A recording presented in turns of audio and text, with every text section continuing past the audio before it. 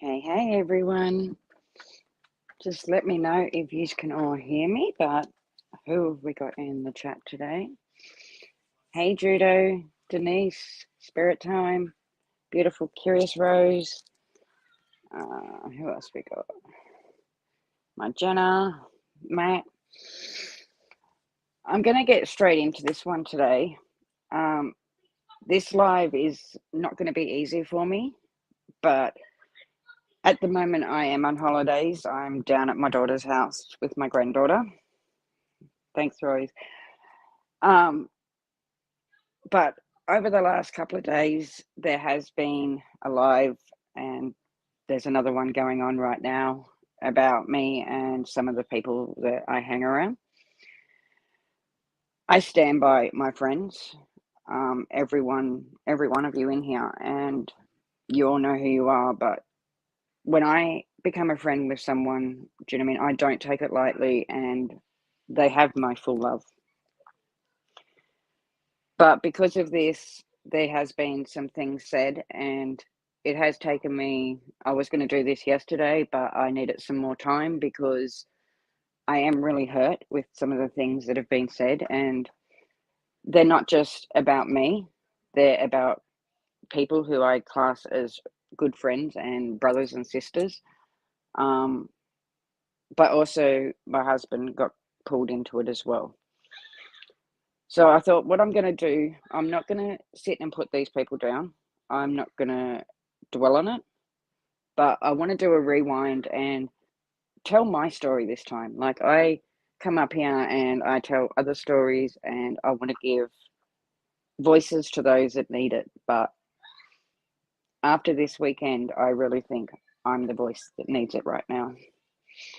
So I do thank you all for being here, but I do just want to tell my story of my life. When I tell it, I don't want people to feel sorry for me because I don't anymore. And what you're going to hear might shock some of you, but it's made me the person I am today. And that's something I am proud of.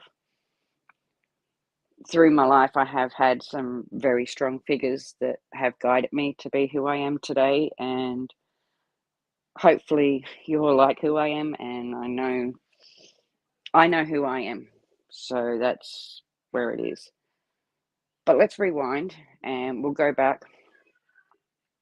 I know you all know me as Aussie, but there are people who are trying to dox me right now. And I know most of you know that my real name's Leah. I don't hide that. That's who I am. But when we go back, we'll go back to when I was born. So I was born back in the 80s. My parents were married at the time when I was born, but not for very long. So my mum had 2 prior sisters to the marriage, and we lost one of them quite early in a car accident.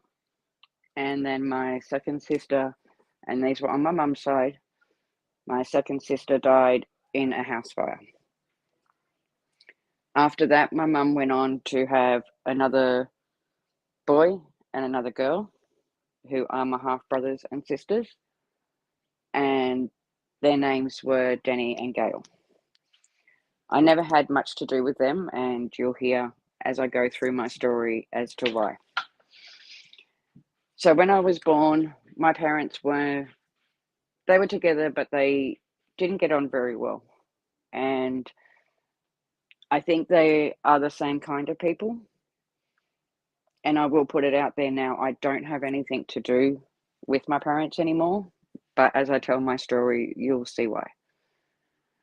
So when I was born, my parents thought I was going to be a boy, and they had the name Scott picked out for me. When they found out at the birth I was a girl, they didn't know what to do. They opened a Bible, and the first name they seen was Leah. So that's how I got my name. The second name in the Bible was Anne, and that's my middle name because my parents were, so smart when they came to picking things. So they went on, and my mum fell pregnant not long after me again, and they had another daughter who is my sister Debbie. She is an amazing, or was amazing person, and probably one of the biggest influences on my life to be who I am. And I'm not watching chat. I fully trust in my mods on keeping it respectful because I just want to tell my story. So, when my sister was born, she came early. She was 4 months early. She twisted her bowel coming out and was born with cerebral palsy. Back in them days, when someone was born with a disability, they were straight away put into homes. They didn't even try and make families live with people with disabilities. I don't know if that was worldwide, but I know it was something here in Australia. So my sister went into a home and she used to come home to us every weekend, and that slowly dribbled out to every second weekend. And then the pressure of having my sister and me was too much for my mum and dad, and they, not long after that, broke up. My parents were very childish people. I don't have respect for either of them, but they are part of my story. So my dad moved back with my grandmother, and he was a bikie. He was into drugs very bad. He was actually a dealer, so it kind of says what kind of person he was. They went to court for me and my sister, but they didn't actually want my sister, they just wanted me. And my mum won custody of me. My dad couldn't accept that, and he went to the pub and got drunk. When he came home, he found me in a bassinet on his doorstep because really my mum didn't want me. It was just to beat my father at one more thing. So Dad tried as best he could, I guess. I don't remember a lot at that stage, and most of it's through stories. But the traumatic parts I do remember. I do remember that my dad was always on the bike, and we were, do you know what I mean? He used to strap me to the front of him and go from town to town, girl to girl.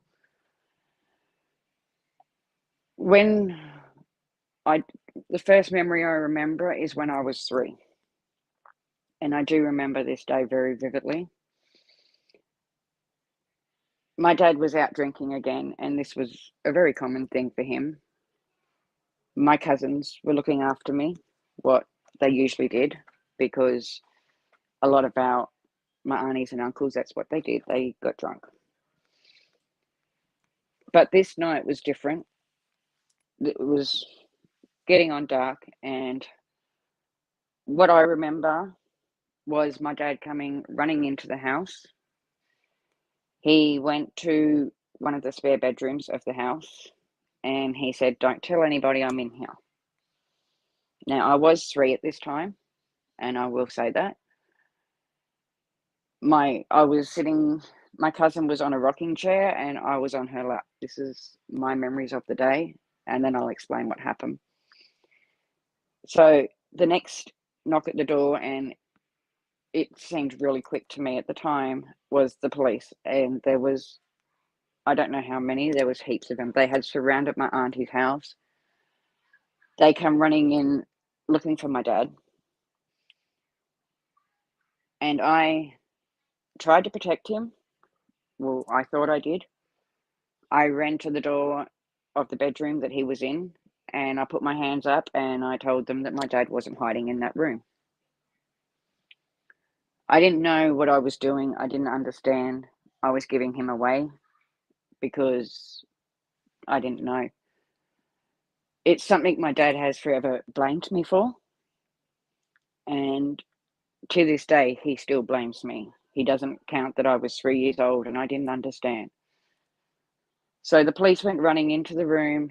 There was a manhole in the room, and my dad had got up into the roof cavity, but they found him. and they took my father away that night. I was devastated because my dad was my world. He was everything to me at the time. I didn't know my mum. I didn't know my other family. It was only my aunties, my uncles, my cousins, but I didn't know my mum's side. So I was lost. Come to behold, I found out that, and now I'm older, I know the story more, but that night my dad had actually held up a service station. He had tried to shoot one of the girls that was working in the service station. She was 16 years old. He didn't get hurt, but when he went to jail, it was for attempted armed robbery.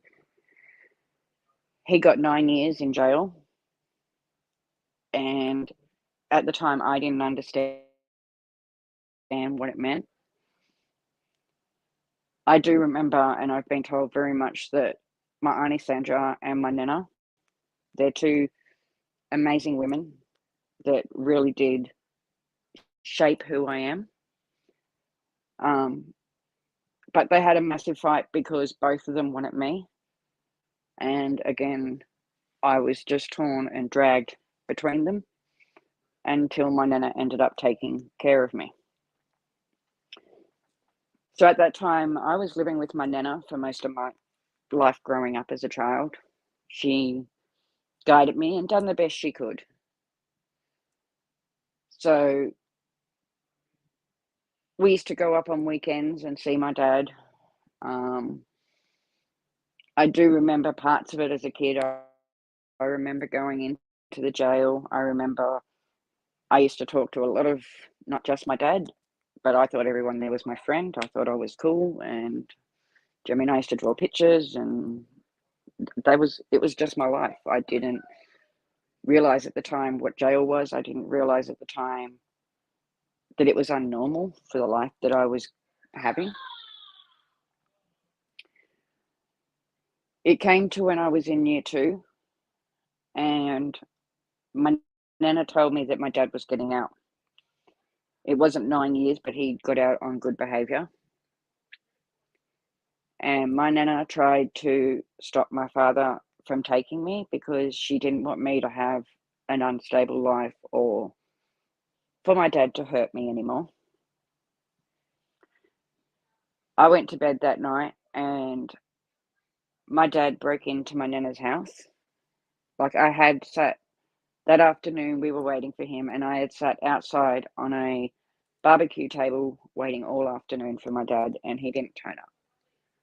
So when I went to bed in the middle of the night, my dad broke into my nana's house and took me. He took me to Inverell in New South Wales, what was probably a state away from my nana. He didn't tell my nana. So it caused a lot of conflict with our family. There was my nana and my auntie that had always tried to protect me.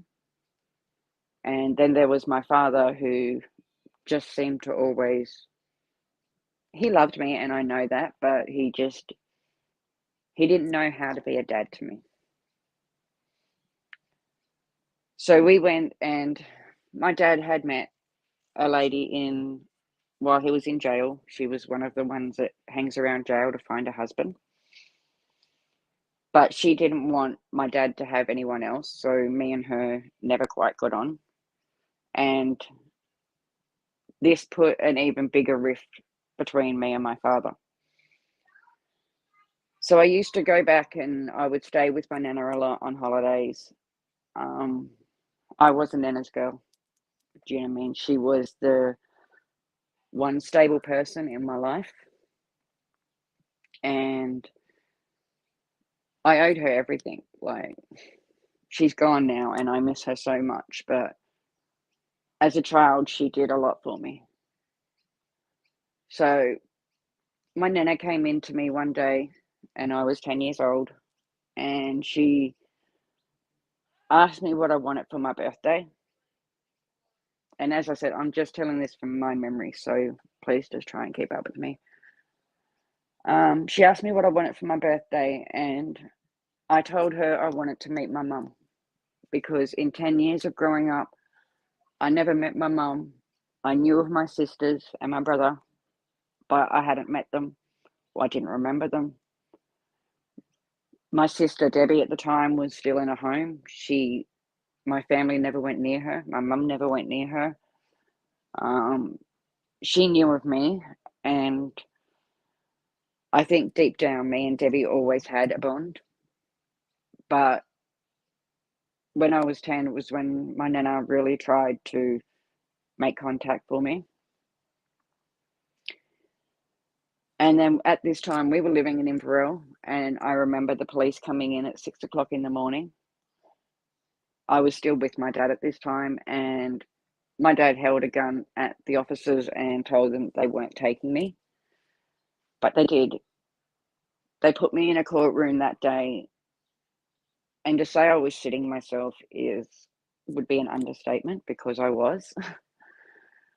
Um, they asked me to choose who I wanted to live with. Now, it wasn't my choice, but the courts were going to take into consideration my feelings as well. And I tried to explain to this officer that was talking to me that I didn't know my mum. My dad had looked after me all my life, but I did also say about my longing for wanting to know my mum. So they put me on a plan where my mum was to take me home for 6 months, get to know me to get to know them, and then there was going to be another court case. I thought the hardest part of my life was over because of going through everything that I had at that time, but little did I know it had only just started. When I got to my mum's, my mum had just started seeing my sister again and bringing her home every second weekend. And me and Debbie got close. As I said, we were born the same year, and I was the lucky one that got away with being how I am, but my sister was put in a chair. For a lot of her life, she didn't feel loved. She got bullied. She was depressed. And I don't think I connected with my mum at the time, but I did with my brothers and sisters. Me and Debbie, we had a connection like no other.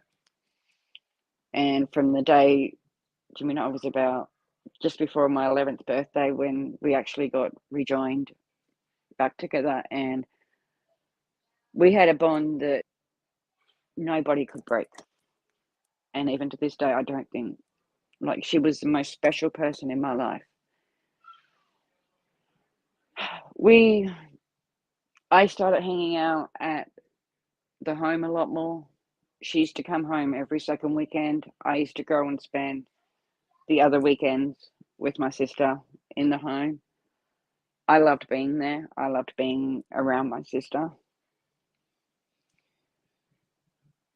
I wanted to be something that my sister was proud of because the things she couldn't do, I could. And I used to try and do them for her. Me and my brother, even though he was my half brother, we got close.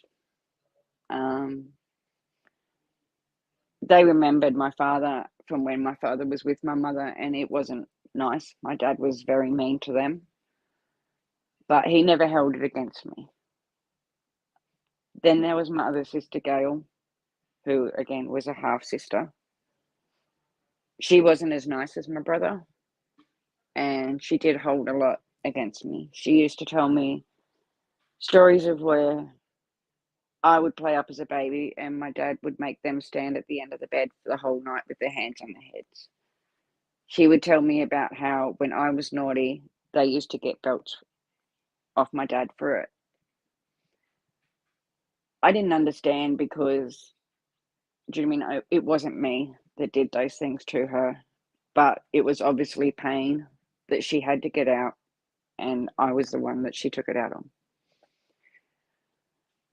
My father went on to have another child, so I have another brother that's to my dad's side, and he comes into the story later. I spent about 3 months with my mum, and at that time, I was missing my dad. I was missing my other half brother that he had had. And I remember as a kid, I went down and I rang my dad with some change that I had, and the phone got cut off. So I went home, and his wife had rang home and asked for me, pretending to be one of my friends from school. I was talking to him on the phone for probably about 5 minutes, and then my mum worked out what was going on. She worked out it was my father. And I can't explain the hatred that these two people had for each other. But the side effect of what I'd done by contacting my dad, I got locked in a room. It was my bedroom, but I got locked in the room. I had to sit with my legs crossed. My mum drew a circle around me with chalk, and I wasn't allowed out of that circle. I sat in that circle for 3 days. I remember it. It was very traumatic. My mum didn't feed me for those 3 days. I got bread and water for every meal. That was it. I had long hair, and my looks was everything to me at the time. And my sister came in and basically she cut my hair so short you might as well have shaved it. I was belittled. I was put down. I was blamed for what my father had done. And this was a weekend that my sister was there. When people I love get hurt, it really hurts me. And that's something about me. So my sister seeing this of me probably was the biggest thing that hurt me the most of that weekend. But on the Sunday, the home that my sister lived in, they came and picked her up and they took her home. And that night, Debbie couldn't sleep. The workers were trying to get it out of Debbie. Now, my sister could only move her hands a little bit. Her brain, she was so switched on. Do you know what I mean? She was an amazing person. But from waist down, she couldn't move. She was laying in bed and crying, and she finally told the workers what was going on at home. She told the workers how I was being treated that weekend, and it was actually the Queen's birthday, so it was actually a long weekend.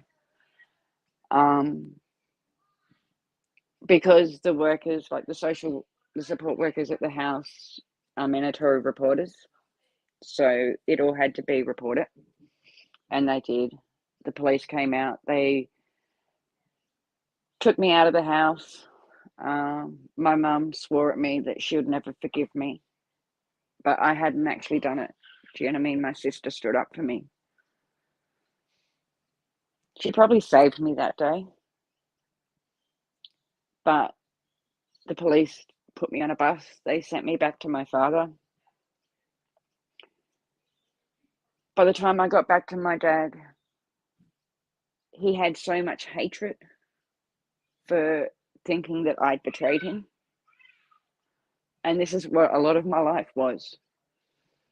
I think it's why I don't like confrontation now. I don't like hurting people, because it takes me back to my childhood of where I was then.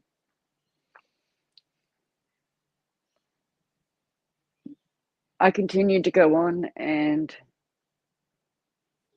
my dad, as I said, he was a nasty man, but his nastiness really showed on me. Every time he didn't have his drugs or something didn't go right, do you know what I mean? Or even if he was just having a bad day, I used to cop it. I was I was hit with bats. I was hit with belts, saucepans, kettle jugs. you name it, I probably copped it. I got to when I was about 13, and I had gone to school this day. It was a hot day. If any of you know summer in Australia, it gets amazingly hot here. But I had gone to school and I had jumpers and tracksuits all over me because every part of my body was bruised from my dad's beltings. At the time, they weren't letting me go to school, and this day that I went, I actually had waited for the bus to come. And when I saw the bus coming, I jumped out the window and I ran for that bus as fast as I could. When I got to school, I just wanted to be with my friends. Do you know what I mean? They were everything to me then. And one of my friends noticed that I wouldn't take my jumper off. She noticed that I was pulling away when people came near me, and she went to the headmaster of the school. The headmaster came and pulled me out of class. They demanded that I take my jumper off. They saw the bruises on me. I was taken into care that day. I didn't have to return to my dad's. I was very hesitant of saying what happened, but it was pretty obvious what happened. They didn't have anywhere to send me, so it was a court battle again, but I ended up being awarded the state. They put me on out of study, so I had an income, and I was 13 at this time. I was too old to be put into foster care, but I was too young to just be let go as well. So I was put with this family. It was just a husband and wife. They lived in the same town I went to school in, so I could finish my schooling. As I said, I was put on ab study, so I had my own income. The couple that took me in, they didn't quite qualify to adopt children. I remember he had really bad kidney problems, and the lady was blind and not well either. But people, they let me stay there because they had nowhere else to put me. I was a 13-year-old that thought I had the world on my shoulders. I thought I was king shit. I had my own money. I was away from my father. The only thing I had in my life at this time was my sister.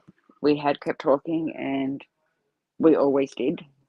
I even remember the thumbnail to this one, this live, is my beautiful sister, and she used to come to the town where I lived. I used to look after her. Do you know what I mean? With their help, I was bathing her, doing all her needs that she needed, because being in the chair, she couldn't do a lot.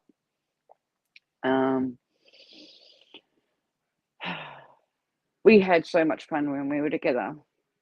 Do you know what I mean? I was growing up, I was 14, 15. We were only in a country town. I used to go to the pub, would get drunk. I mean, I still remember sitting on my sister's chair as we used to Zoom back home again. She would take me home. She was my world. She was everything to me. When we were apart, we were lost. And we looked really forward to each holidays because we knew we were going to be together. If I was ever going to fight for someone, it was her. She was my sister and my best friend. And this chaotic life that we had, we'd shared together. I didn't speak to my other half brothers and sisters. I didn't speak to my parents. I'd lost contact at this time with all of my family.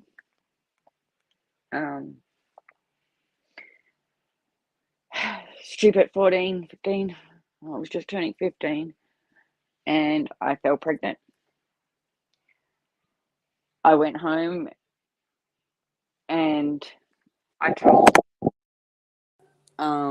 this couple that I was staying with that I was pregnant, and they didn't accept it. They kicked me out, and I had nowhere to go.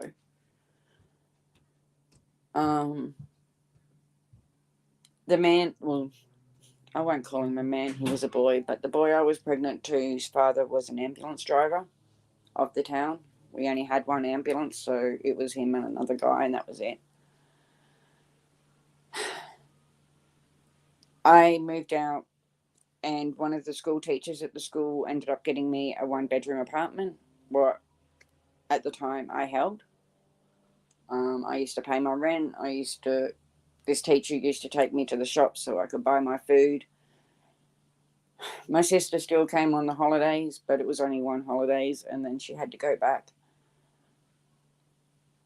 And then the boy that I was pregnant to, he didn't want his dad or his family to know. And when I started showing and getting bigger, he came to my house and bashed me. I had to call the ambulance that night. He left me on the floor, and I called an ambulance. It was his dad that came and picked me up off the floor that day. And it's something I do remember. I couldn't tell him that it was his son that had done that. I couldn't tell him that I was pregnant. So I was basically just taken to the hospital.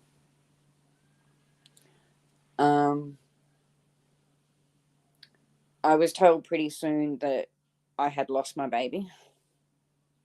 And I think I go by a saying that everything happens for a reason.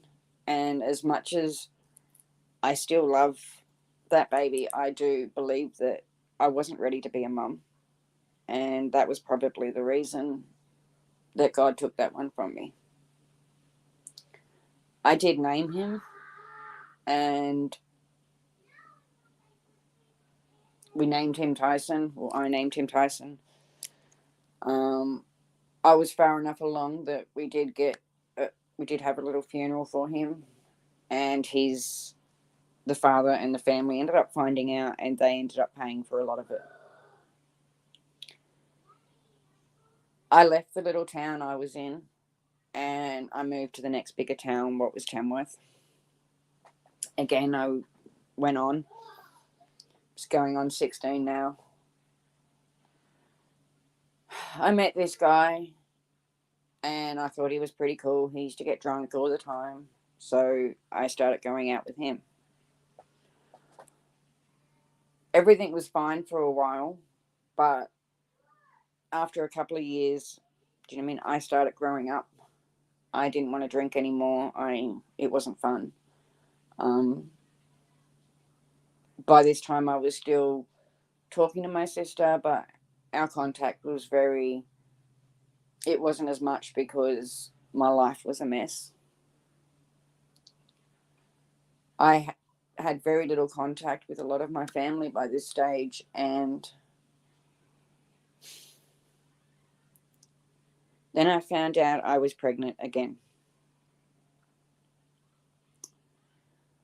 I was scared because I didn't know whether to tell people. I didn't know how people were going to react, because the last time it was such a chapter in my life. But I went on and I did have that baby. That was my first daughter, Ty. She was my world. Do you know what I mean? She gave me the most important job of my life, and that was being a mum. I started to realize that love didn't hurt anymore, because the love I had for my daughter was amazing. My sister was so proud of me the day I told her I had Ty. Absolutely proud. It was her first niece. So not only did Ty make me a mum, but she made Debbie an auntie. and we loved her so much. It wasn't long after that, people say don't have a big break between kids, and I fell pregnant again with my second child, Brittany. So there was 18 months exactly between my two girls. But I was happy because being a mum to them was my world. They were my world. And I had worked out by this time I could build my own family, and I could build something that was secure and a love that I had longed for all my life.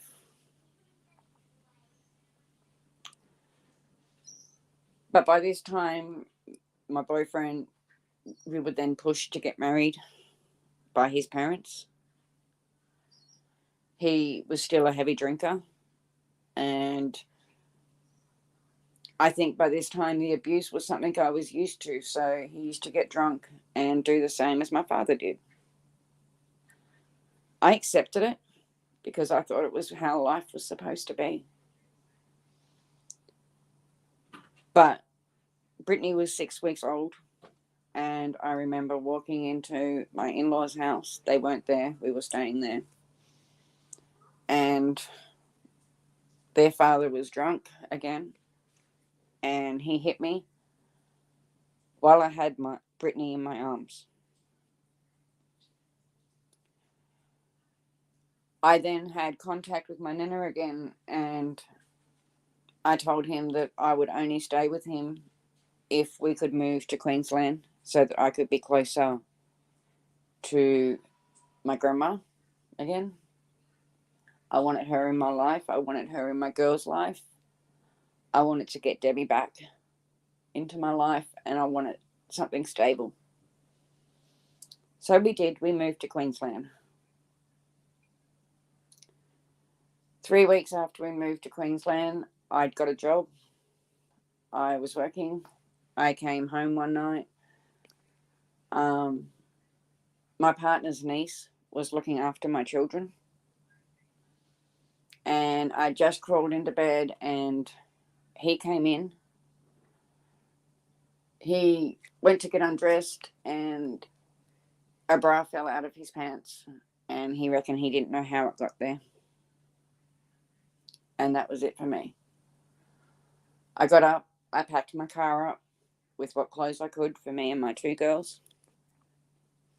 I remember he threw a vase at me as I was walking out the door, and I swore he was going to be the last person to ever hurt me.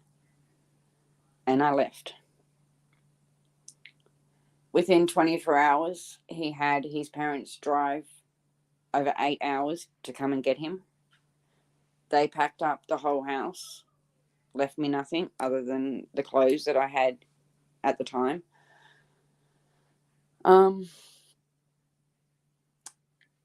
So it was just me and my girls then. We were living in the middle of surface. Do you know what I mean? I didn't have a lot. I met another guy, like you do. I thought he was going to be my answer. We went on to have a child. Do you know what I mean? I barely saw him, so it was good. I got to run my family the way I want it. I got to love my children. But then, while I was pregnant, it didn't go so well.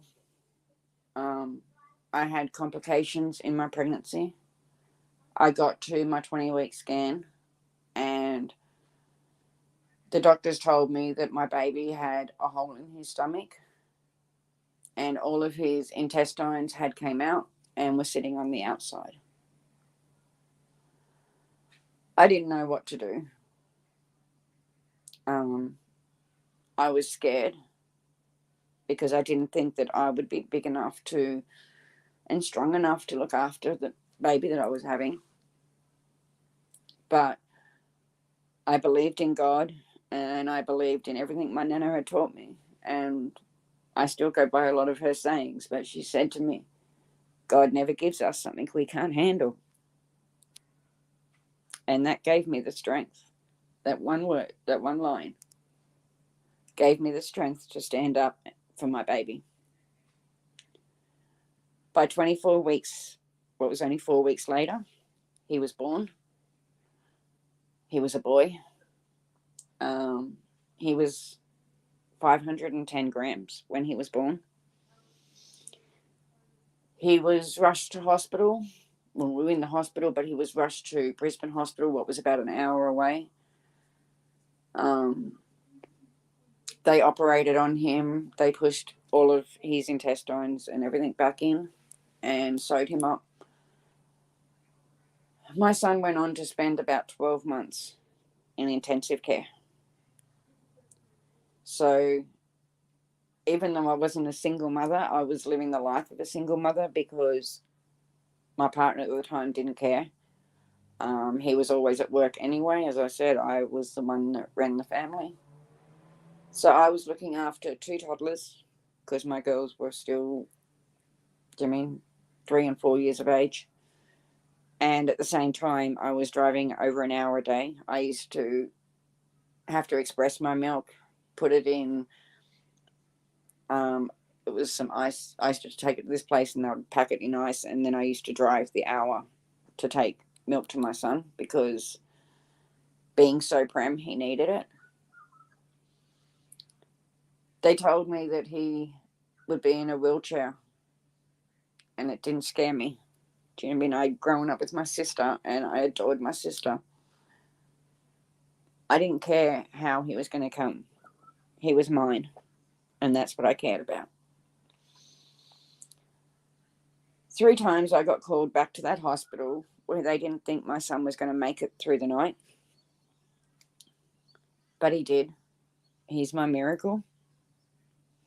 And I think he was my sign from God that God was still watching me.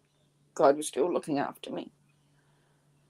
Because he gave me such a treasure that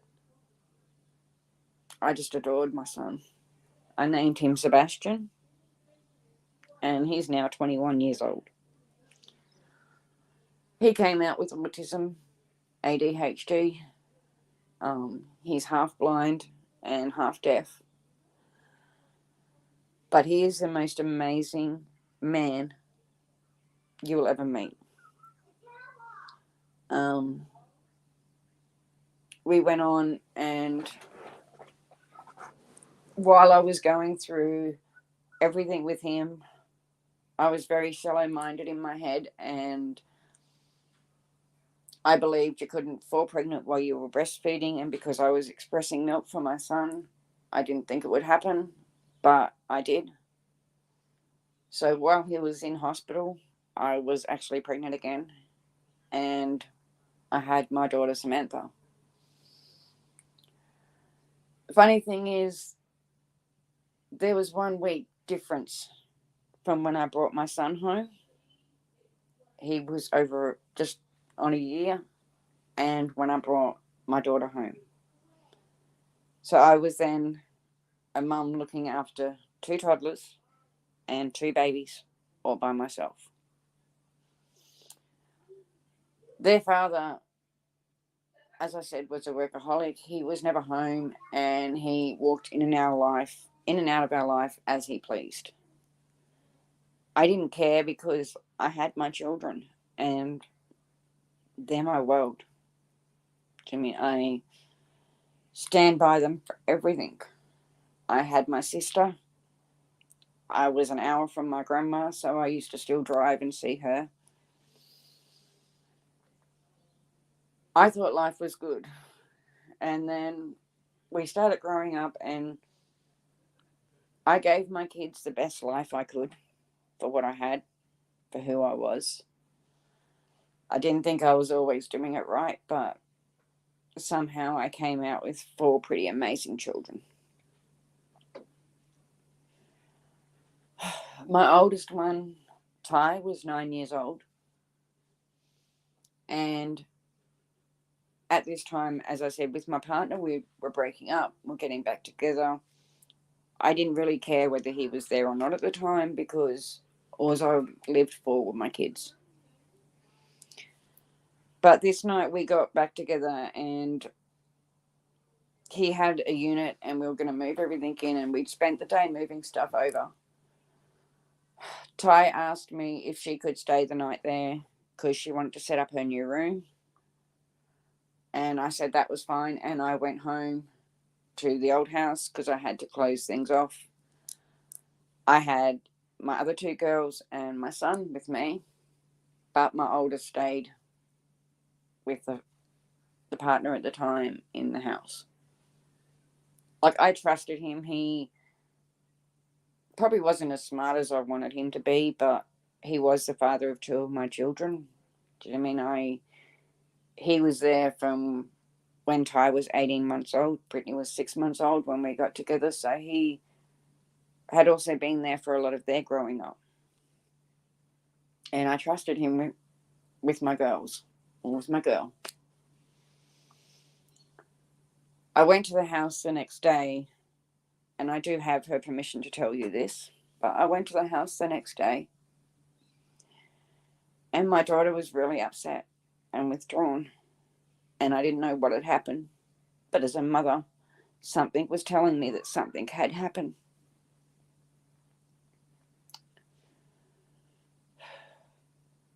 I spent most of the day talking to her, trying to get it out of her. And at this time, my partner had taken off. I didn't know where he'd gone, but he definitely wasn't around me that day.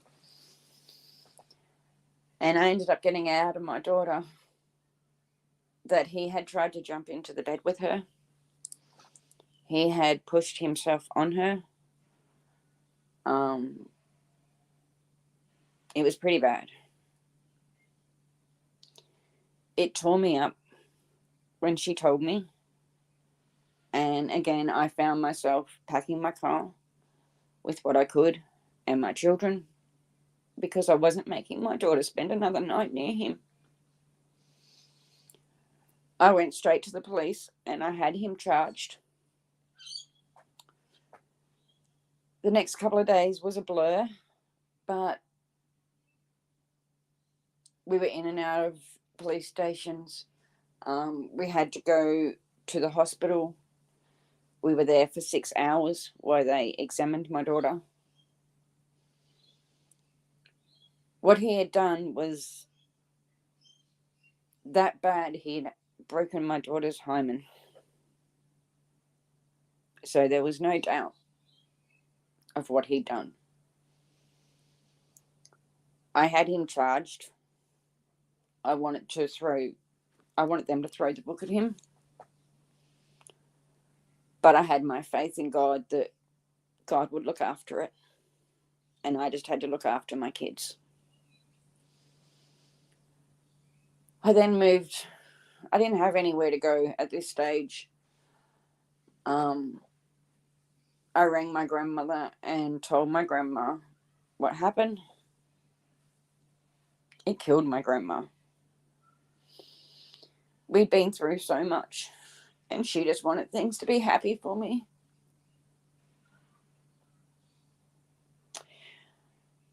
I didn't want to go and live with Nana because I didn't want to give in. I wanted to prove that I could do things for myself.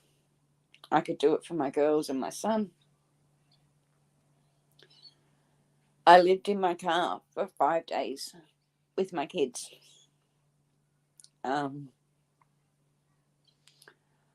I then went and moved into a women's refuge, what we had for 6 months. It was okay because we had an apartment where it was like a 3-bedroom apartment, so I could try and rebuild my life back. I could rebuild it for my children. And I just wanted to be the best mum I could to them at that time. I was very broken. I mean, there's certain things that I never thought I would heal from. And every time I come to this spot in my mind, I used to always think, I have had so much go wrong. Now everything's going to go right. I mean, this was my chance. I was in a battle because I had to continually go to court. I wanted to make sure that he paid for what he did. I wanted to make sure that he was punished. Obviously, we had no contact. He used to still see his children, but they were supervised visits through the Department of Child Welfare. And then, it took us probably about a year to a year and a half to have him fully charged through the court systems. He was put on the sexual predator list. But he had paid his way out with good lawyers that he didn't actually do a day in jail for what he did to my daughter. He was let off on a good behaviour bond, and I guess with some people, money talks, and that's what it was. It broke me again. It broke my grandmother, and I ended up losing her. She died on me. I kept having the things go through my head. God doesn't give us what we can't handle. So every time things got hard, I tried to pick myself up again. Do you mean I had my sister because we were still in contact? She still used to come and try and see me when we could. And I had my kids. I had so much to live for, and I adored them.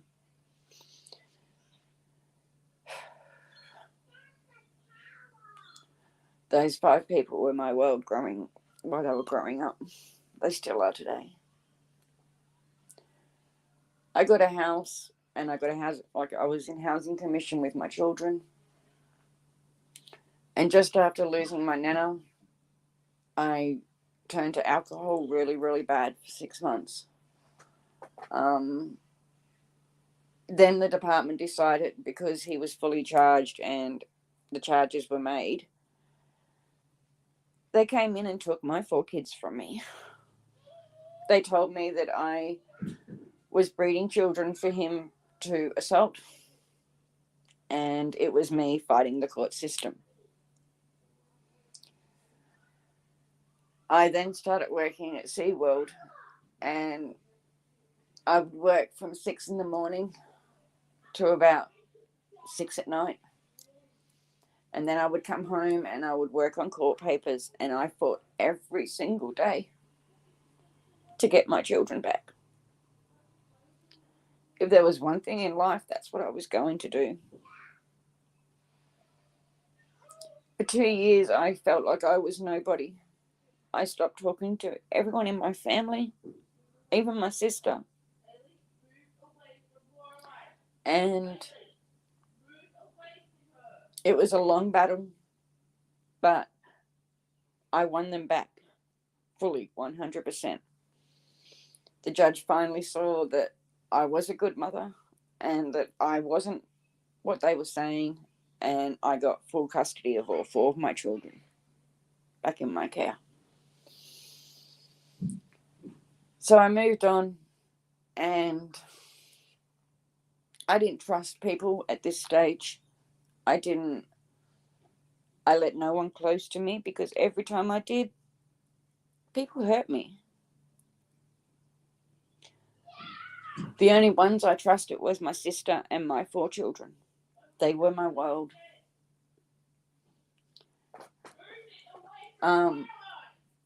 Once my kids came back into my care, probably about 6 months after that, I stopped working, because being a mum to 4 children by yourself is a big job. But it was the one job that I wanted to achieve and be good at. Do you know what I mean? I wanted to make these 4 children amazing people. And I did. I was sitting on Facebook one night, and this guy came and started talking to me. Just over Messenger it started. And I liked him, not that way, but we got on. Then we started going to Zoom calls. Do you know what I mean? What can I say, a couple more months, he caught a plane to where I was, what was halfway across Australia from where he was at the time. And again, I fell in love. I will say that that man still stands beside me today. He is probably the only person that has never let me down. He took it. I was broken at that time, and he put me back together. He put my family back together. He made us a family. Do you mean I was just a single mum with 4 kids trying to make it right?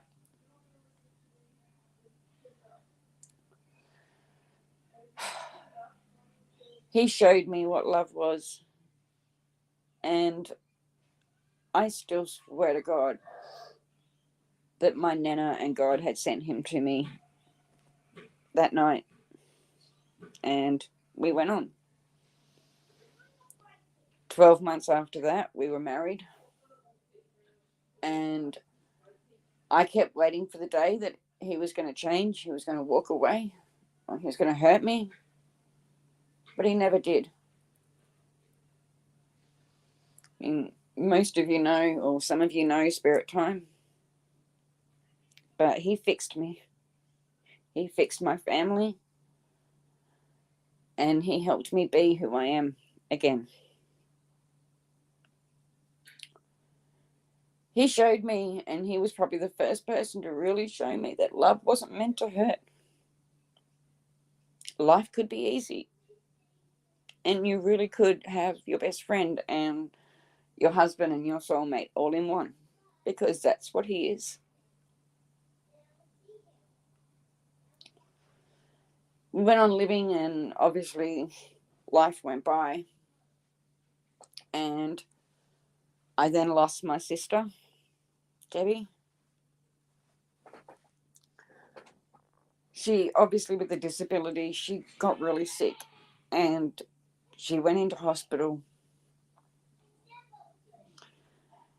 She said the angels were ready to take her,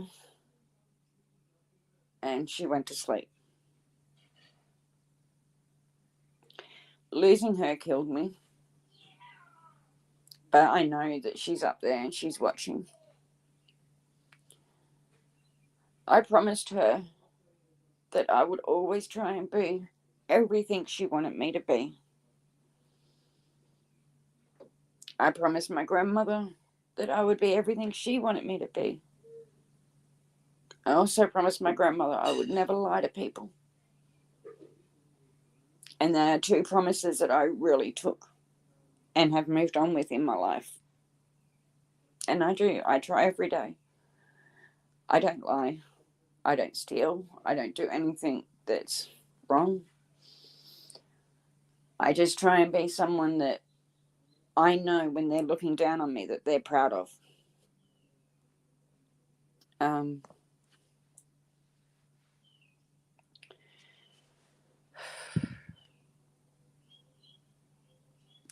they're promises that I always kept to them. When I was with my partner, we went on to do bodybuilding comps. I went through and got my diploma of personal training. And for once, I could actually see a light at the end of the tunnel, that there was something for me. I done 2.5 years of the bodybuilding, and Spirit Time was right there beside me the whole way. We done our diplomas together. We trained together. We even went on stage together. It was something that we loved doing. But I felt something was missing. I felt that there was something wrong. There was something I didn't know at the time what was missing. And I ended up finding Gail again after many years. Spirit Time bent over backwards to try and help me facilitate that relationship with my sister. Um, I can't thank him enough for what he did. We ended up going down to where my sister was. She was probably about 8-9 hours away from where we were living, and he took me down there, and we had a week together, and it was amazing. Do you know what I mean? Everyone got on. Everyone was happy. Our kids got on with each other. I asked about my brother, or my half brother, and she told me a story that he had come looking for me probably 12 months before this. Um, he ended up in a pub in Tamworth because they knew I was around that area, but I actually wasn't. I was in Queensland at the time because I'd stopped talking to my father way back. Obviously, my other stepbrother had grown up, and they met in the pub. So Denny, my oldest one, my half brother from my mother, knew who my youngest half brother was, but my youngest half brother didn't know who he was. He started talking. They started talking at the pub, and I don't know what possessed my younger half brother to do it, but he told my older half brother that I had died in a car accident, and that was because I had no contact with any of them. Do you mean they didn't know where I was? They didn't know my children, and I was happy with that. Do you mean I was happy just trying to be me and having my little circle of my family that I adored? My older half brother, it hit him so hard. He went back to his home and committed suicide, and he died. And that was because of me.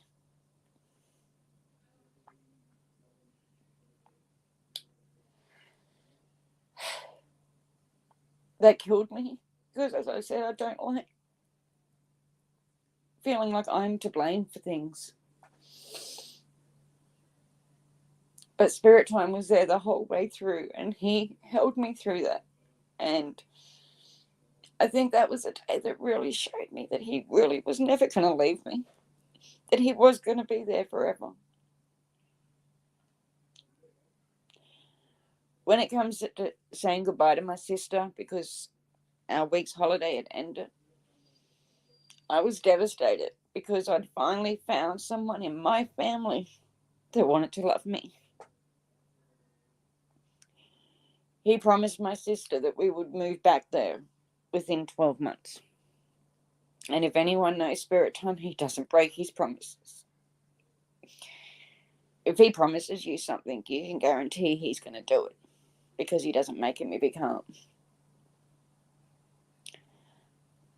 It was probably the hugest thing we done, but 6 months later, we packed up our home, our family, and we moved the 8 to 9 hours down to be with my sister.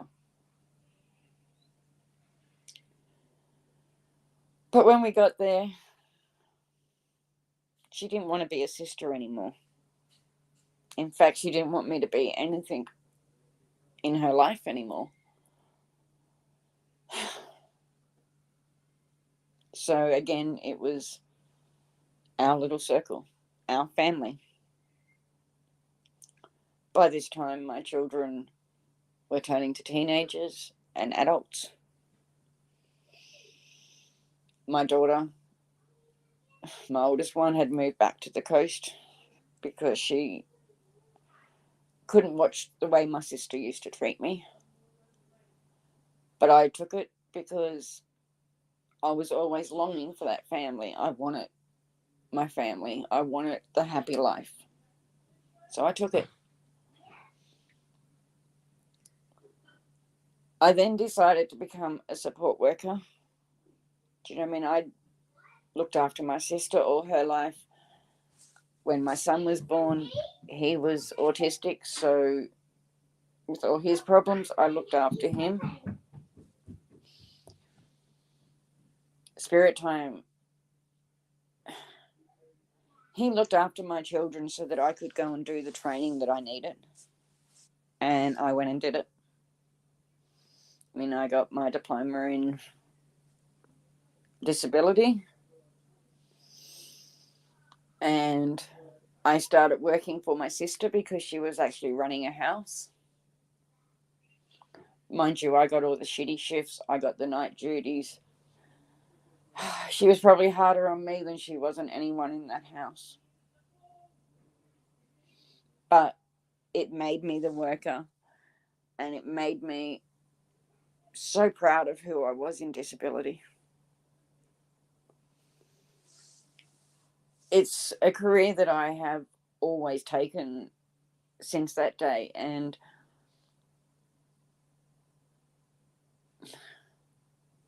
my clients became my family as well. So I had my kids at home. My daughter was living, do you know what I mean, back on the Gold Coast, but she gave me my second most important job in the world, what was being a grandmother or a nana. I'm not a grandma, I'm too old to be a grandma, I'm a nana. But she gave me my granddaughter. And I realized I didn't need my sister. Do you mean I had spirit time? I had 4 beautiful children that are amazing. They all have their own personalities, but each and every one are amazing. And then my daughter, and God gave me my greatest gift of my granddaughter. And anyone that knows me knows that that little girl is my world. She was my second chance. I knew my nana was watching me. I knew my sister was watching me. And even to this day, I do everything I can to make them proud.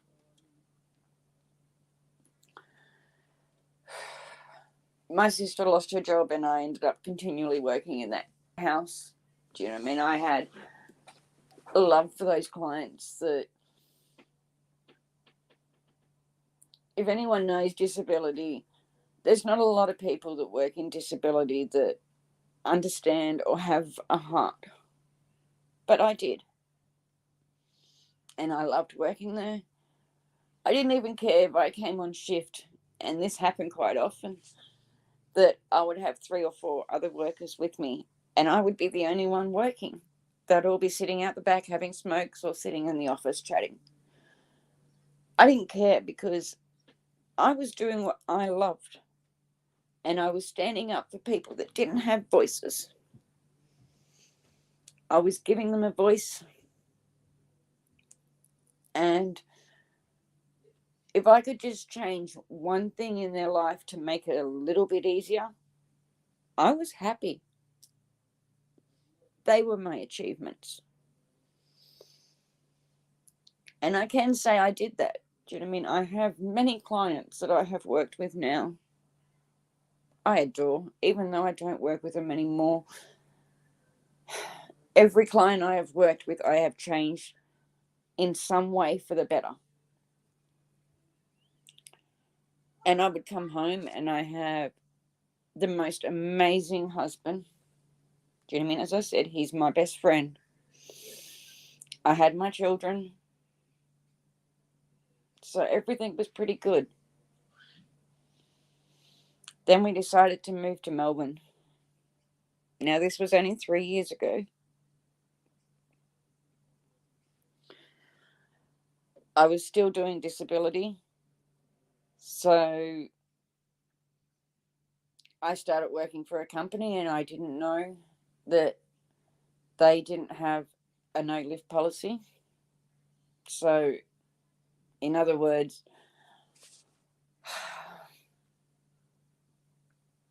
we didn't have to use hoists. We could lift our clients. That was their policy. And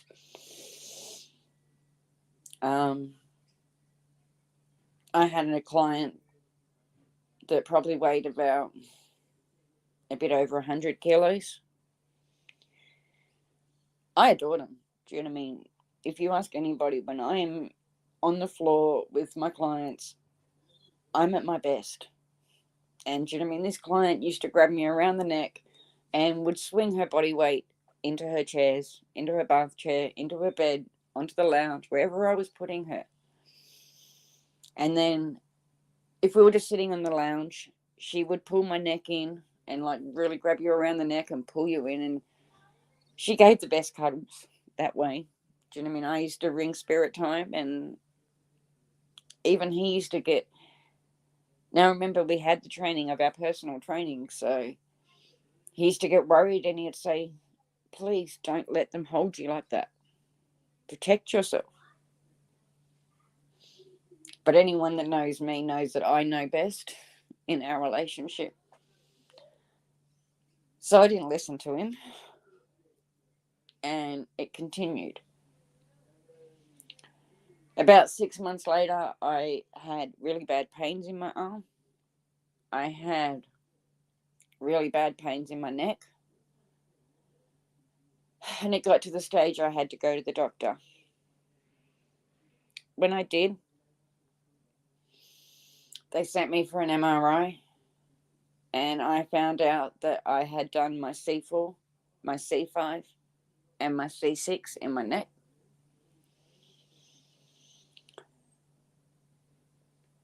Your C4 and your C5 are through your spinal cord, and the nerves that come out of there control my right arm.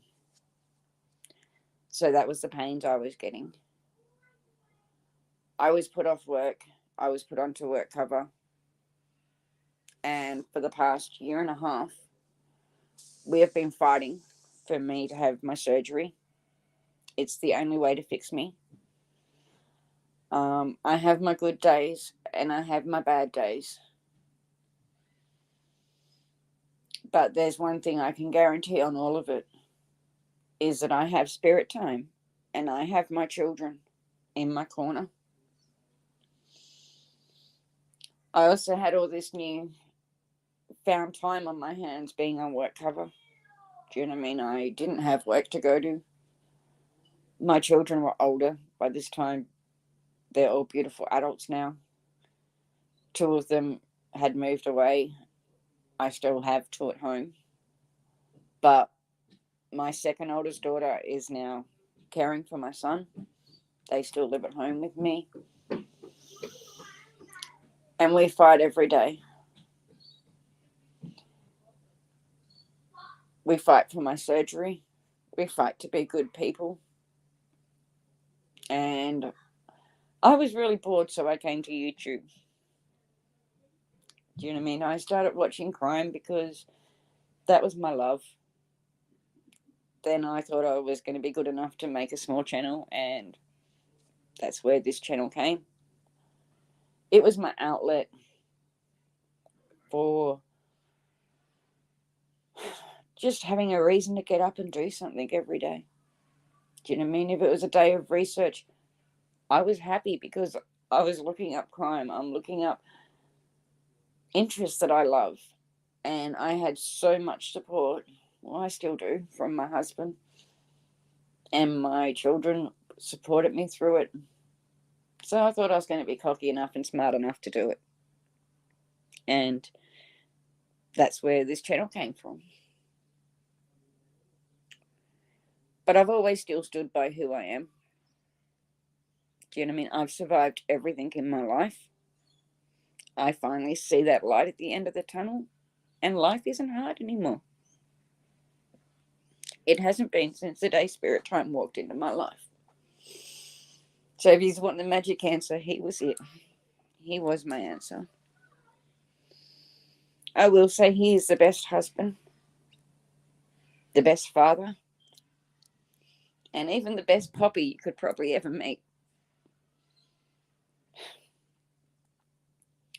Besides my injury, I have everything going for me. I have people who adore me. I have people who know who I am. When I started to learn YouTube, I met an amazing person, and her name was Van. She walked me through and probably taught me everything I know about my channel and how to do it. And from the day I met her, there's not a day that she has not cared about me or messaged me. And we became really good friends. I now call her my sister because I adore her so much, and many of you know that. We all know, okay, Chris Watts was the first case I was doing, and it's a case I try not to talk about now because I don't like the negativity that comes from it. So I moved on to somewhere else and doing my little cases behind as well, of course. I then met Jenna, and she's another woman that changed my life. You know what I mean? We speak every day. I don't think there's been a day that we've not talked. It was more support in my corner and another forever sister for me. When I take people into my life, it's not for a minute and it's not for a week. If I let you close to me, I love you so hard it's not funny, because that's the only thing I know. And with Jenna, I taught her to start her channel. You know, Van taught me, I taught Jenna, give back a bit. We moved on, and Jenna got some mods, and all these people we counted as friends because they were close to me. So I came up here to see my daughter and my granddaughter for Easter. We've spent her birthday up here, and we've had an amazing holiday. And in fact, a couple of days ago, me and Spirit Home and my daughter and my granddaughter went out, and I was going out to catch up with a girl that I had worked with back in disability when I very first started. She was one of those workers that has the heart. There's not many of us. I know that. Trust me, I know that. But she was one of them. While I was walking up to meet her, like I do, I had YouTube going in my ear because I always do. If you see me with my earphones in, you know I've got YouTube or I'm on the phone to someone. And there was a live made about me and Jenna and Judo, who, I know I haven't mentioned you much, but Judo's like my brother as well. Do you know what I mean? He was one of those mods, and I stand so proud by these two people. But the other mods have decided that they didn't want to, and they've moved on. What's fine. But they also decided to make a live, and I didn't think it would hurt me, but it did, because for the first time in years, people that I had trusted and let into my life had really hurt me. They were on a live, and I'm not going to say they were lies. Do you know what I mean? People can make their own decision. But when they started saying that I was a liar, I think I broke down again for the first time in years. Years. I was taken back to that little girl that was in the room with the circle around her. I was standing at the front of a pub crying my eyes out because these were people I trusted. And then I started seeing people go into that chat. And I know they're only supporting, but they were people that I love and adore. And I was embarrassed. I didn't want them to hear it. I mean, I didn't want anyone to hear it. It wasn't true. If anybody knows me, they know I don't lie. They know I love so hard because that's me. But they also know that I stand up for what I believe in. And for my sister, I stand up for every person with any kind of disability. Whether it's big or small, I don't care. I love all of them. Do you know what I mean? And Judo does, and I'm sorry, Judo, if I say this, but Judo does have a disability, and he has my heart. He's like a brother to me. Me and Spirit Time talk to him all the time.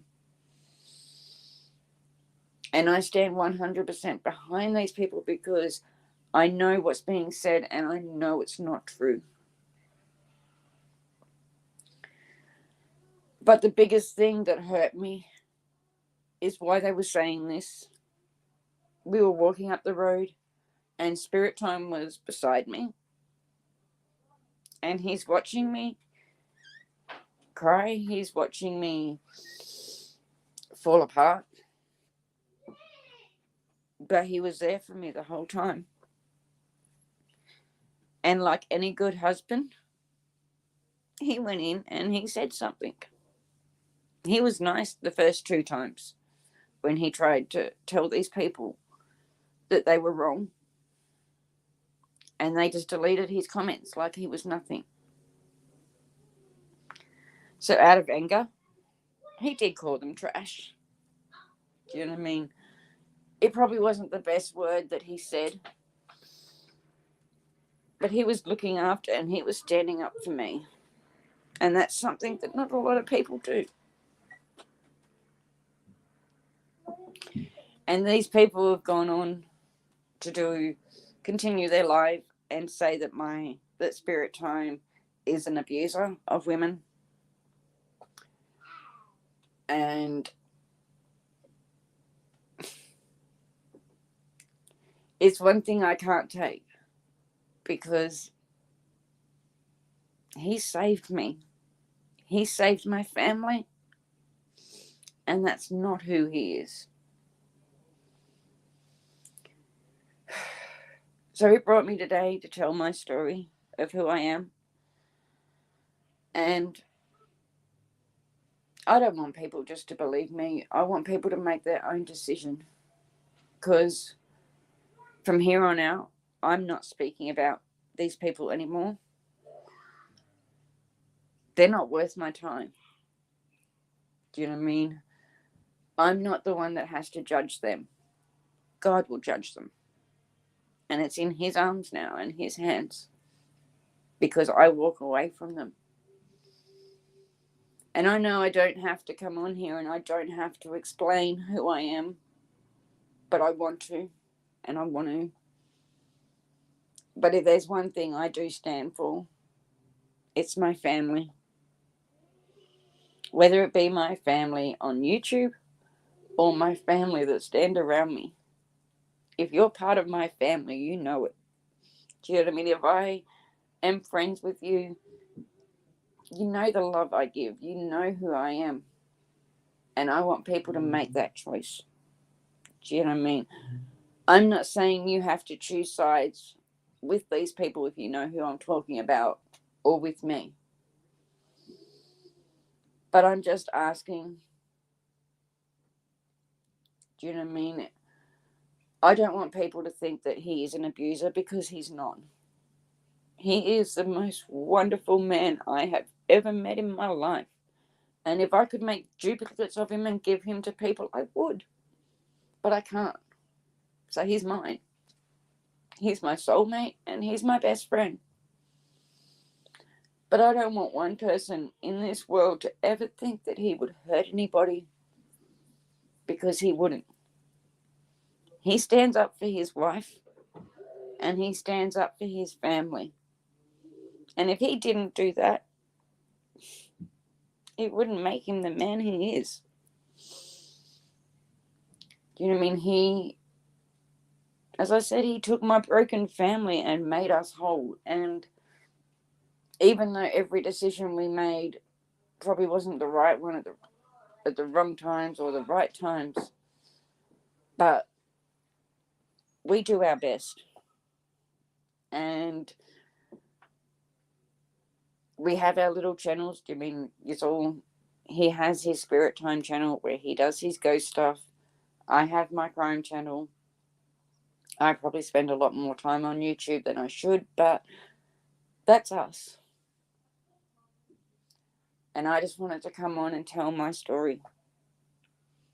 I'm not doing it to sad fish, and I'm not doing it for sympathy. I'm doing it so people understand who I am, who we are, and then to make their own decision. My God, this is probably the hardest story I have to tell. And I'm not saying it's over.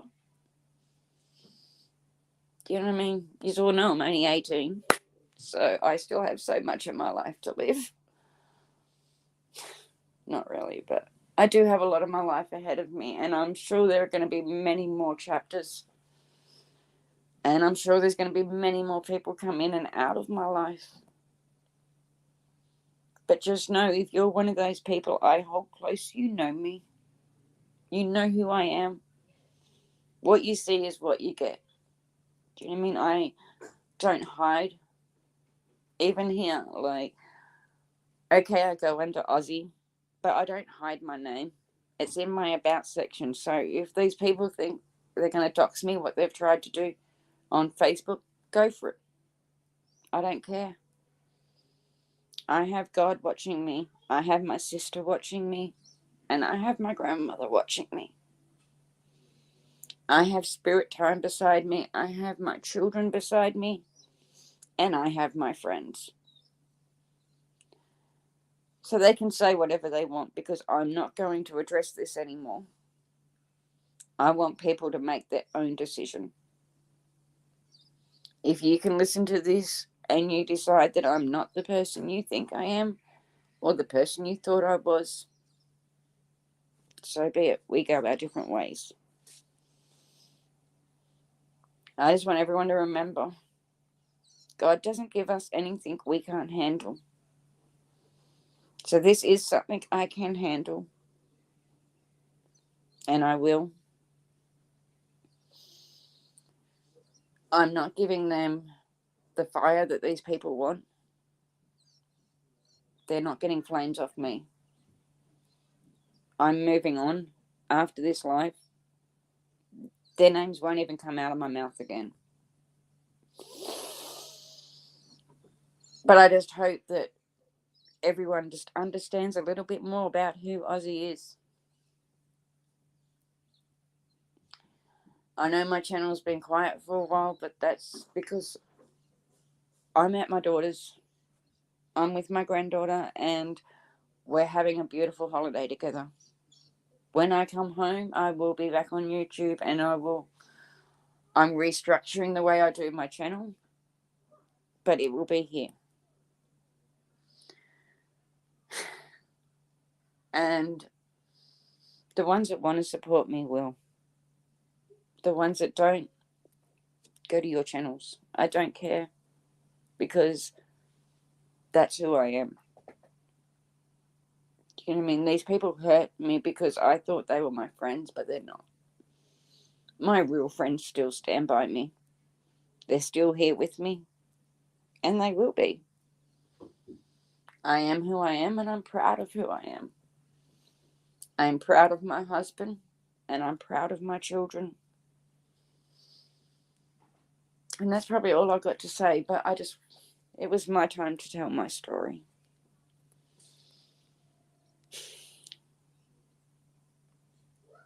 Just my biggest thing is just know that we are who we are. We can't change it. Not everyone's going to like us. Not everyone's going to hate us. But we can't change how others feel. And I'm going to end it here. I think I've said most of it. There might be little parts I've forgot, but I've tried to be as honest as I can.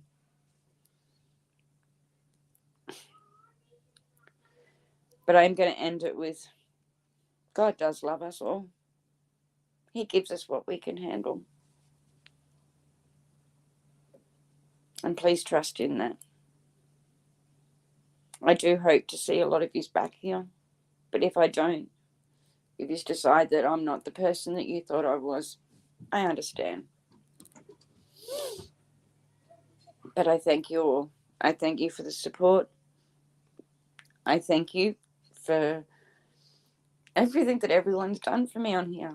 Like, oh my God, you have got my channel to where it could be monetized, and people don't know how much that means to me. Do you mean this was just a little thing to get me up out of bed each day? But it's not. This is another chapter of my life, and there is amazing people on here. Please see that.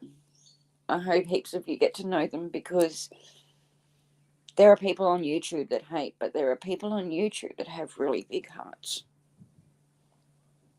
And I hope we can all find them, because they're the special ones.